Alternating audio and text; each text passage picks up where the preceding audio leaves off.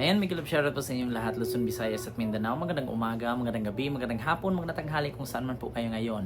Lalong-lalo na sa mga kababayan po natin dyan, mga OFW sa ibang bansa at lalong-lalo na din dito sa Manila, sa mga Manilenyo at sa mga Iskonians, no? Nawalang sa pagsuporta dito sa ating YouTube channel. So kung ikaw po ay maka Yorme Isko Moreno or maka Iskonians, ano pang inaantay mo? Mag-subscribe ka na sa channel ko.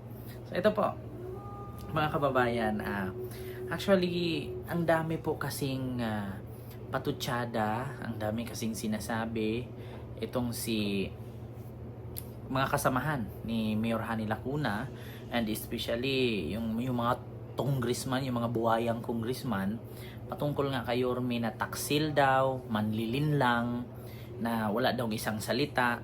So ito nga, siguro sabi nga ni Yorme, ayaw niyang sumagot, ayaw niya ng gulo, hayaan na lang daw natin na taong bayan na ang magdesisyon kung sino dapat ang kanilang iboto at kung sino ang ipapanalo nilang mayor, no? So ito, siguro napansin nyo naman po na si Yorme, never silang nakarinig kay Yorme ng mga masasakit na salita, bagkus sila lang ang palaging may sinasabi patungkol kay Yorme. So, syempre, meron nga tayong kasabihan, mga Iskonians, na kapag ang salop mapuno, tinatapyasan. Diba? So ito, siguro hindi na rin matiis ni Yorme, wala naman siyang binigas ditong pangalan, wala naman siyang sinasabi kung sino. So, bato-bato sa langit, matamaan sa pool. So ito, may post po si Yorme kasi ang sabi kasi ng grupo ni Lacuna na taksil, I feel betrayed. Taksil, manlilinlang. So ito, natatawa ako dito sa post ni Yorme Isko Moreno kaninang umaga lang, nabasa ko. Sabi dito ni Yorme na taksil at nilinlang, hanip, jowa lang ang peg, ang malaking panlilinlang at pagtataksil ay ang hindi mo pagtupad sa sinumpaan mong tungkulin na paglingkuran ang taong bayan. Actually, totoo po yun. Malaking tama po yun. Kasi alam nyo kung bakit?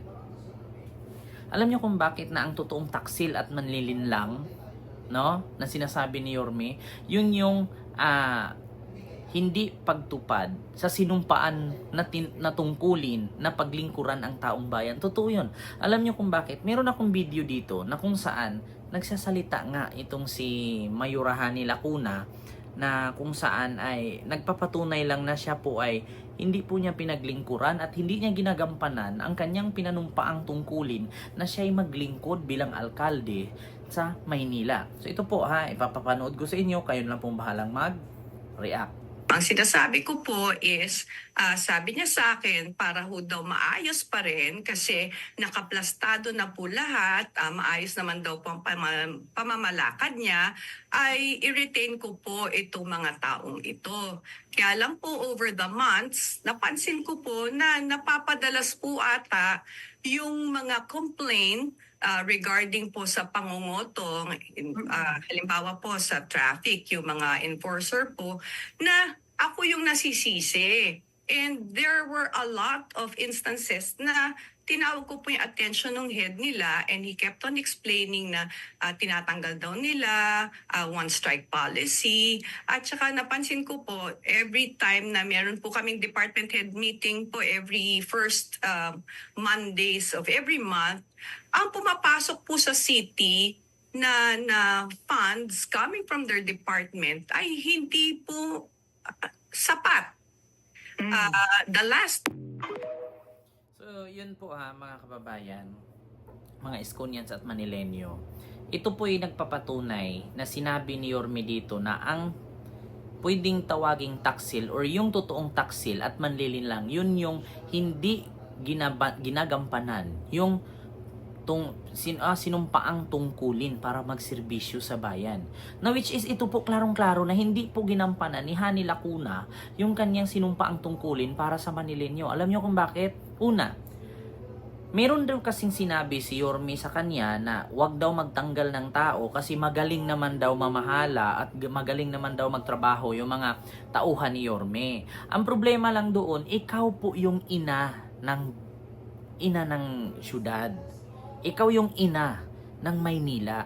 So kapag nakita mo sa department na yan, hindi porkit pinasok ni Tarpulano yan, pinasok ni Tarpulana yan, wala kang karapatang magtanggal at palitan yang mga yan. Ikaw ang mayor, ikaw dapat ang masunod. Hindi porkit sinabi ni Yorme dyan na yan ilagay mo ate, wag mo nang tanggalin kasi magaling yan.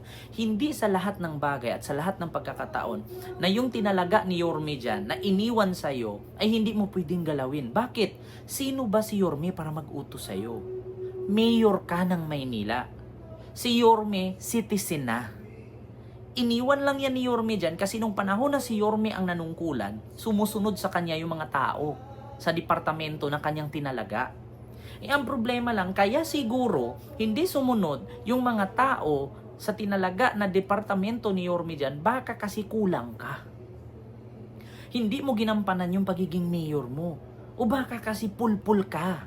Kasi alam nyo kung bakit. Bakit nung panahon ni Yorme yung mga tinalaga niya dyan sa department na yan?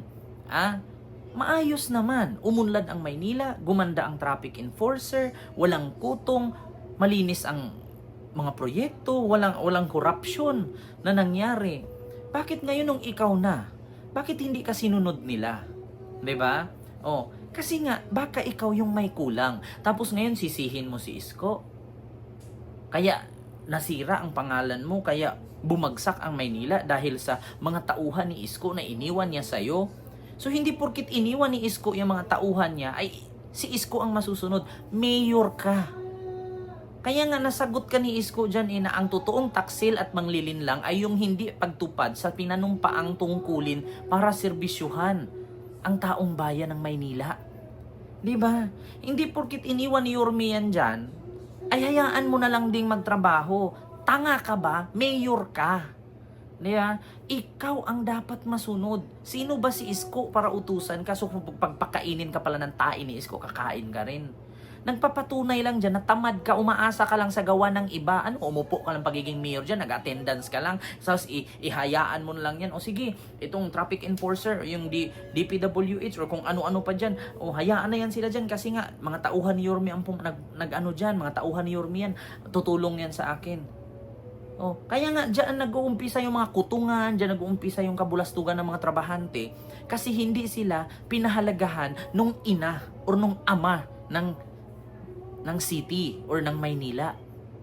Si Yorme kasi noon ultimo hating gabi umiikot. Ultimo hating gabi, nagro-robbing. 'Di ba? Kaya walang barmbado, walang tarantadong worker. So ngayon, kung totoo man 'yan na yung mga iniwan ni Yorme dyan sa department na yan, mga departamento ng mga tauhan ni Yorme, na sinabi mong mga kotong at mga sumisira sa'yo, sa tingin mo hindi magagalit yun sa'yo? Hindi ka ibubuto niyan. Bakit? Instead na ipagtanggol mo sila para respetuhin ka, tulungan kanila na mapaganda ang takbo ng pamumuno mo, hindi ka lang tutulungan. Bakit? Tinatraidor mo sila. Dapat nga, dyan ka magtiwala sa departamento na yan kasi yan yung nakakatulong sa'yo nung mayor ka. So ngayon, ilalaglag mo na hindi nagtrabaho ng ayos, puro kotong ang ginagawa. Kasi yan yung mga pinapapasok ni Isko. Alam ng mga tao sa departamento na yan kung sinong nagpasok sa kanila. Hindi mo man pinangalanan isa-isa, pero pag sinabi mong mga tauhan ni Isko yan, magagalit yan sa'yo. Isa yan sa rason na hindi ka talaga ibuboto. Kaya nga ngayon sasabihin mo, I feel betrayed by Isko. Toxic cycle kasi si Isko. Kasi lahat na lang naman ng mga nakakasama niya mula kay Alfredo Lim, kasama niya, inaway niya. Kay Atienza, kasama niya, inaway niya. Kay Erap, kasama niya, inaway niya. Tapos pati ba naman ako, tinuring siyang pamilya, kinakalaban kami. Toxic po si Isko pag nakakasama.